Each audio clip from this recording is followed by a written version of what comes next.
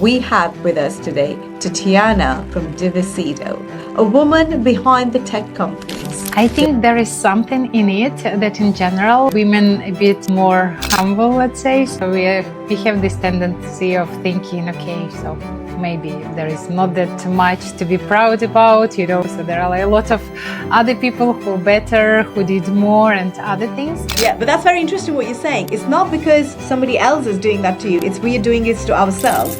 Nobody else said that you're not good enough to be posting on LinkedIn. That was your own noise, that was own voice inside saying, am I good enough? Everything that you want is possible, but you just need to plan it. That's very important and very hard to see our true desires behind all those like society-driven goals. And I think that what I want to say that fear is the worst what can happen to us. So just don't, if you don't do anything because of fear, so just do it, and fear, it will go away, and the next time you will not be afraid and you will do bigger and bigger. So you just need to do the first step.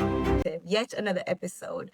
We have with us today Tetiana from Diversido, a woman behind the tech companies, the companies that she's building, but above all, a woman who's still a woman and who talks about all her achievements, all her challenges, and all of us to be inspired by. Welcome, Tetiana. Hello. Before we start, can I just say, before all the titles and the companies, who is the woman behind the company? Let's talk about who Tetiana is. That's an interesting question, because usually when we've asked who we are, we think about titles, we think about what we do for our living, rather than who we are as a person. I am mom. That is Again, I think your role. That's your role. that's but that's a huge part of my identity as well, because I really love my children, and that is a huge part of who am I. My little ones, they're quite young. They are 7 and 4. Also, I am a yogi, so I practice yoga for 10 years now, and it helps me a lot with with taking my life, with making decision, with being happier version of myself. I am explorer. I am always curious about new things, and that is part of the reason why I'm enjoying running my own business, because I can choose what to do, what to learn. And there are when you're doing your own business, you have so many things to try, and the landscape is changing, the new technologies appear, the new things you should be aware of, and that is very interesting for me. I love to learn. I love learning languages as well. That's my, I think that I would do it full time if I if I didn't have to do other things. What an interesting personality you are then. Very, very interesting. So you are a person who is full on. You've got so many different hobbies and you want to do so many things. You're full of life. And how do you manage all of this and not getting lost in all the things you have to do, but still having that time to be you, to be a yogi, to keep yourself happier, to be an explorer, to learn languages, and to actually be a mother and run a business as well? How do you do all that? Sometimes I'm lost. Sometimes I have this feeling that I cannot do it all at the same time. But in general, I think that you just need to remember your priorities. Also, keep things. Try to keep things out of your mind and of your short-time memory, and to have another, some sources of your tasks. So, when the task appears, I'm trying to write it down and then work with my task list. So that helps a lot to prioritize things and keep everything not in my head, but somewhere on paper or actually in my phone. And also I have one task list for both work and personal and all other things, because usually if you try to separate them, you're just being focused on normally work on. I love that. Absolutely amazing. Before we started talking here, before we hit the button record, you said to me, oh, well, okay, sorry, I'm going to go a little bit further. First, let's talk about the company you built. So Diversido is a software company. You help startups to bring software and manage their businesses more efficiently. Tell me a little bit more. How have you got into this space? Yes, I understand you were a coder and you've developed all your life, but getting into a space which is pretty much male dominated and you bringing your own businesses after having 13 plus years in the industry, what made you do and set up your own company?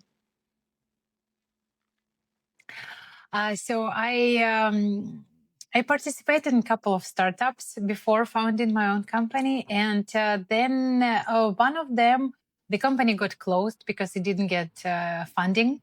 They didn't raise the round, and we had the team. Tell me a little bit about how did you get into this space and what you said you were working with a few startups anyway, and then tell me how did you start up for your own self? So I worked in a couple of startups before founding my own company, and one of them got closed because they didn't raise the next round. And we had a team who worked very well together, talented developers. I didn't do much coding by then, so I was more switched to project management, product management roles, like a little bit of design, and I decided why not to try run our own company. So I found it. I found our first clients, and that's how everything started. And so working in several startups before Diversido, I was raising money. I was doing all those CEO things, and it was very hard. And I decided that okay, because I didn't have enough experience in this area because I was a coder all the time, and then suddenly I got those role that was I wasn't ready to it, and that's why I decided okay, I will do what I can do very good. I do software, but I will leave all those business related stuff to my clients because they are probably better in this.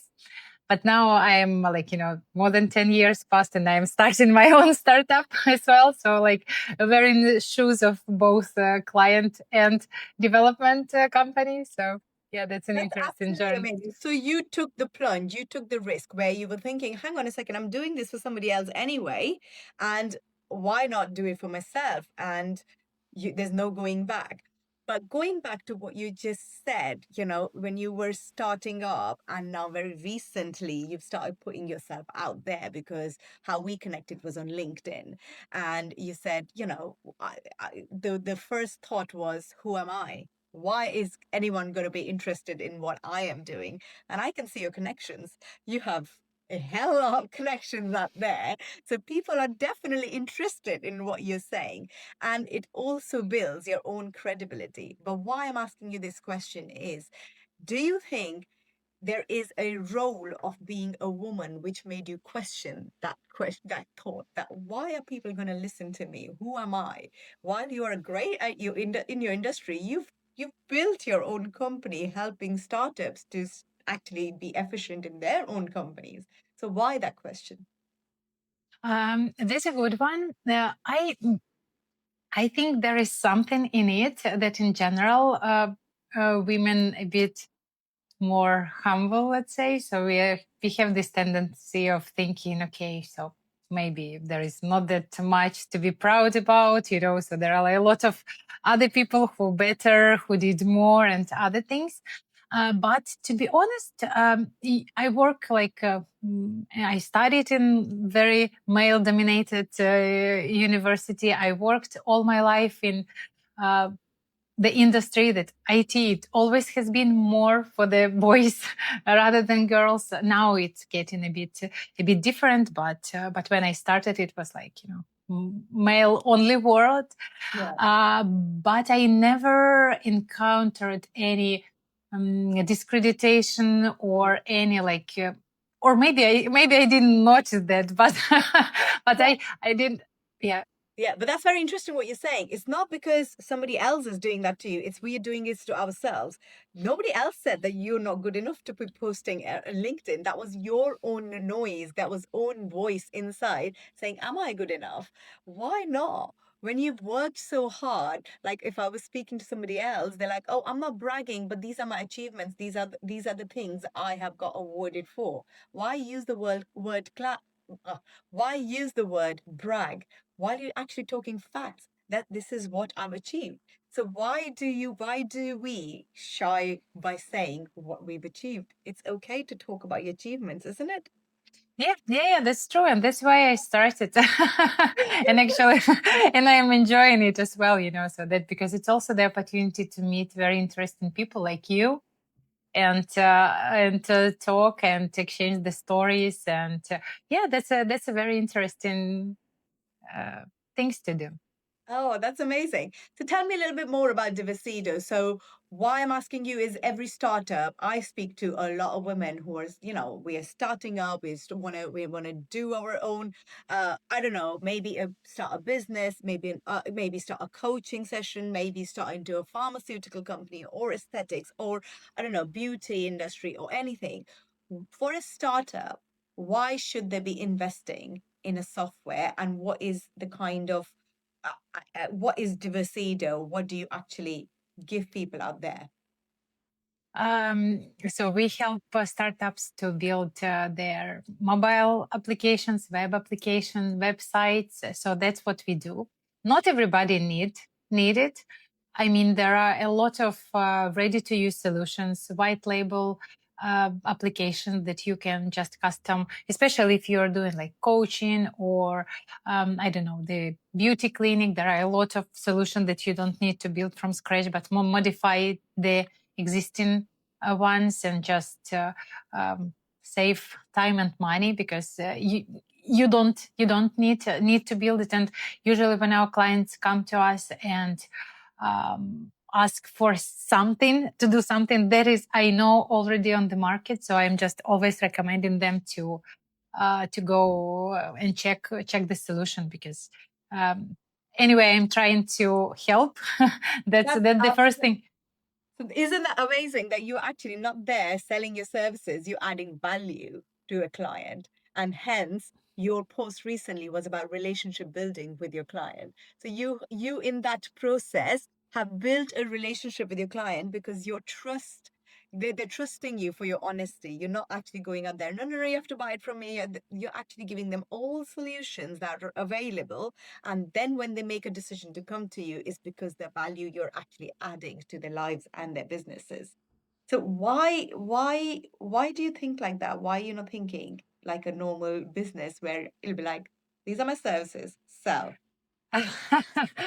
um, I don't know. That's probably something that I was learned. I was taught when I was growing up. Like you treat people as you want them to treat you, but it's not about. I don't know, self-sacrifice or like I don't know, doing charity instead of business. But there is also so when you are approaching people like people with respect, with honesty, they can feel it and they are more likely to come back to you. So even if like today you recommend them to go to some other place and not earn them, but they will remember that okay, so there was this company who didn't try to sell me something, but they just recommended some efficient solution, and they will come to us or they will recommend us to their friends or when they need the software to be built for them, some custom one,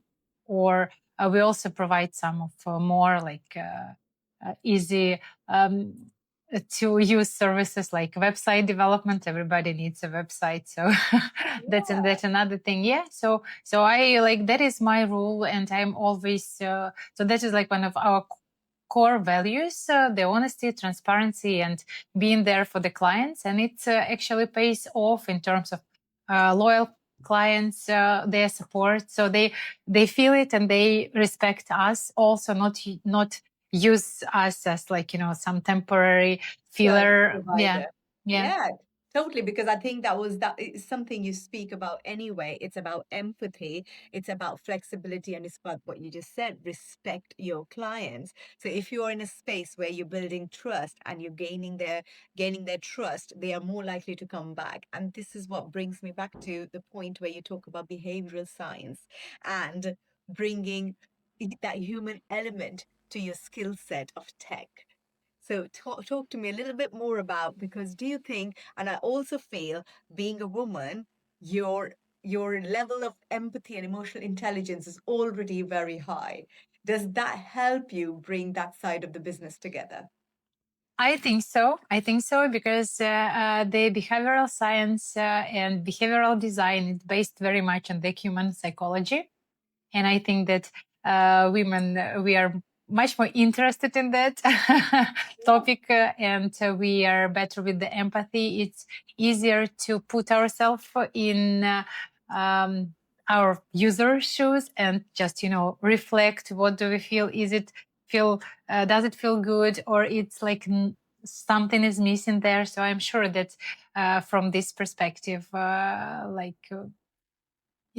it's definitely, being a woman definitely helps. Tatiana, I feel you'll be rocking the tech industry, which has been very male dominated, because you know what? The world is actually looking for soft skills. They are saying the leaders have to change. The leaders, how the businesses were run before, it's not all about, the leadership qualities are more on soft skills now. It's more on empathy. So it doesn't matter what industry you're in, it's how the relationships you're building with your clients or your users is what is going to define the success of the business. And you are proving that. You're proving that. You're saying you had one client and now your clients actually have stayed with you for over 10 years, because there's always something else to develop. Even then, even when you're actually sending them somewhere else for a ready-made solution, they come back for something else because the relationships you're building. And that's where being a woman is actually changing the narrative of being in a business and starting the entrepreneurship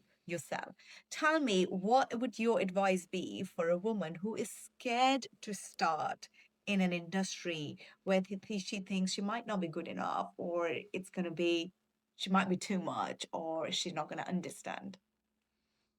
Um, when you are starting in the industry, there is not that many women in, it gives you actually the uniqueness. So people remember this girl who was, I don't know, the racing driver, I don't know, the developer, the CEO of the startup. So they remember you better. And also men, actually, they are not that bad. No, they're definitely not They bad are. at and all. and they have a tendency also, so from what I noticed from my experience, so they have the tendency to help, to support as well. So they are not treating women as a weaker competitor who they just swipe away. They're ready to help. They are eager to help. So that's more of what we feel, that as you mentioned. So that is not that somebody is telling us you are not good enough. That's something that we are telling ourselves, and we are always doubting, are we good enough? But men, they usually accept and they support as well. So that's not especially in IT. I understand that I work in IT all the time, and probably in the other industries it's very different and it's more complicated to go through. Like, you need to know people, or you need to do some other things. So that's uh, I'm saying only about IT here. The chances are pretty good to be successful, and I know a lot of successful women in the industry, and they're um, they're combining it all together. They're beautiful, they are wonderful moms, and they are successful businesswomen. So that is definitely possible. So you just need to You try. can have it. You can have it all. You You can can. do it You all. can. It's just that fire to do it, right? So, tell me, how would you define your narrative right now? Where do you stand in life, and how do you see that your narrative? What's your role model out there? I think more balance. So that's what I'm looking for. So because I still have more tendency to work more, and I want to bring it back, to the equal balance of work life outside of work, because I don't believe in the work life balance, because work is actually part of life, very important and very enjoyable. So that is not like some suffering that you just need to do. So that is enjoyable part of your life. But there are also other parts, other roles that like require your attention, and so having like more balance and more joy, I think that is my goal. That is your goal. Amazing. And how are you achieving that goal? What are the steps you're taking to achieve that goal? And what is your advice to somebody who is actually feeling very stuck in that work-life balance, as you just said? There is no balance, but that word, that jargon is out there. What is your advice to that woman who feels like, oh my gosh, this is actually bogging me down? That was something that I was told about a year ago, and it stuck with me very much. So that try to plan the changes that you want to have, but assuming and understanding that you cannot have everything right now.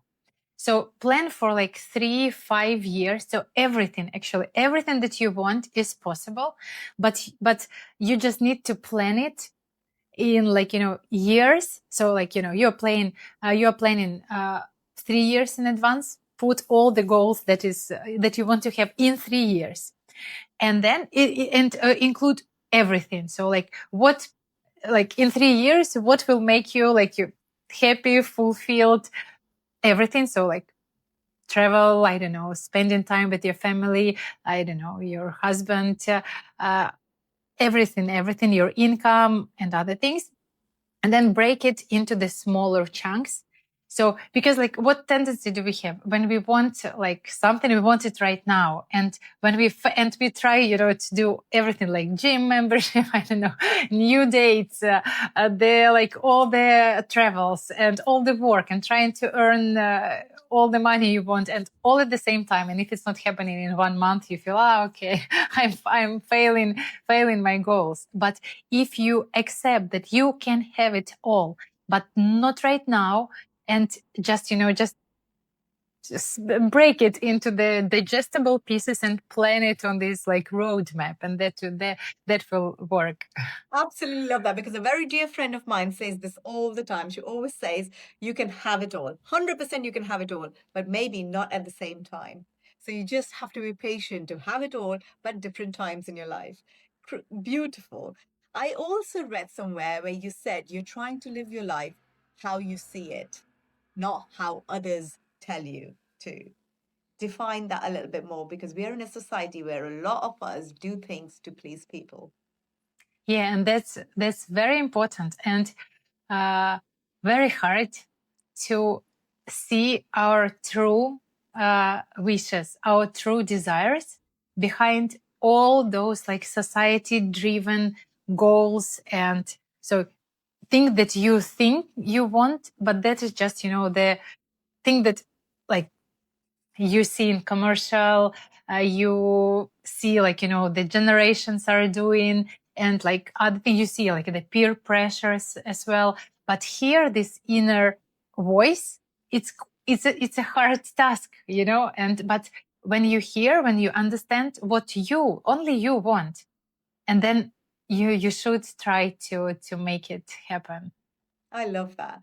So, where you just said that you can't have it all and you don't please people. Well, have you always been like that, or is there a shift that's happened?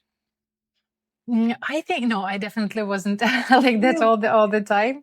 But I think that yoga helps me a lot with that. With listening to myself, understanding that like other people are other people and they have their own things, and like I need to care about myself, about my close circle, and like so that, for example, that is also at least I'm Ukrainian, and in our society is like what other people think is so important. In every Like, you know, society, in every culture, in every society, every city, everywhere, it's about people pleasing, what others are thinking about you. But actually, you know what? We're giving too much importance to yeah. ourselves here because others are not thinking about us. They're thinking about themselves. Yeah, they could think about us, but we shouldn't value what they think about us more important than what we think, and what, like, how our in the closer circle, our family, our close friends, they are more important, and we need to worry about what they think, how they feel, rather than some, like, I don't know, other people, Yeah, neighbors, or yeah. definitely, definitely. I'm just gonna, sorry. So I'm gonna just quickly wrap this up because this is great. Tell me where, you know, where do you think this whole thing is part of growing older? Uh, I think in a way, yes. So when we are growing older, we are becoming wiser, but but not always. So I think that's a good thing. If with years we are getting some wisdom and new knowledge, and we are changing, because sometimes with years you're just getting older, and that's it. So Exactly. yeah. We need some wisdom as well. I'm going to quickly ask you a few questions because I know you're pressed on time. You have to go. No, no, no. Uh, It's okay. It's okay. I have time. So okay. ask me. So how important do you think it is for women for being to be financially independent? I think it is important for everybody to be financially independent, for sure. Man or A woman. man or woman as a Yeah. human being. You just need to, Yes. Yes. yeah, that's You need. amazing. I love the answer. It's amazing how you've actually got this gender out of it and you've said this is the core being of being a human. That's great. Finish the sentence. Being a woman means?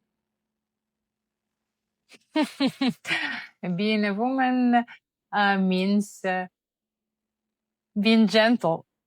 Love that. I don't know No, why I I have this love answer. it. I love it because you know what? You're one of the ambitious women who's sitting in front of me. You want to create something, but at the same time, you're saying being a woman is being gentle. So we don't have to be all tough and everything. We can be us, but still have our aspirations and ambition and want to create something what we want to create. That's a beautiful answer. Um, why do you think it is important for women to share their stories and their experiences? Because this takes me back to how we started our conversation. You saying, "Oh, who's going to listen to me?"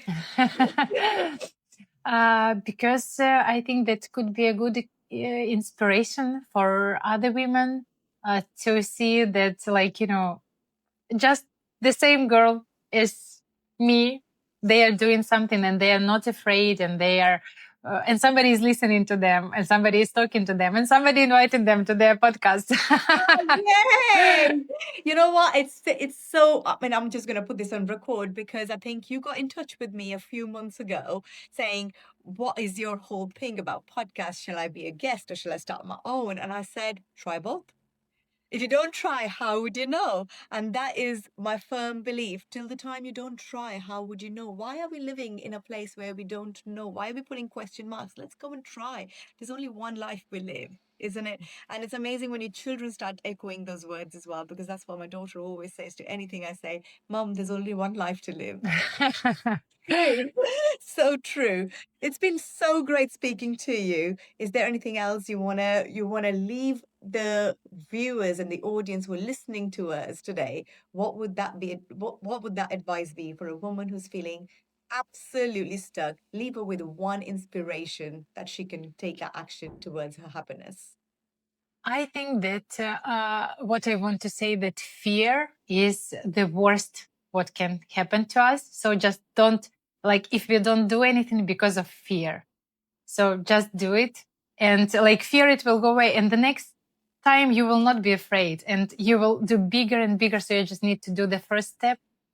That's so cool. I absolutely love it. Tatiana, this has been great conversation. I absolutely loved every single moment of it and great speaking to you. Let's keep in touch. For sure. Thank you so much for having me. That was a very, very nice conversation. Thank you.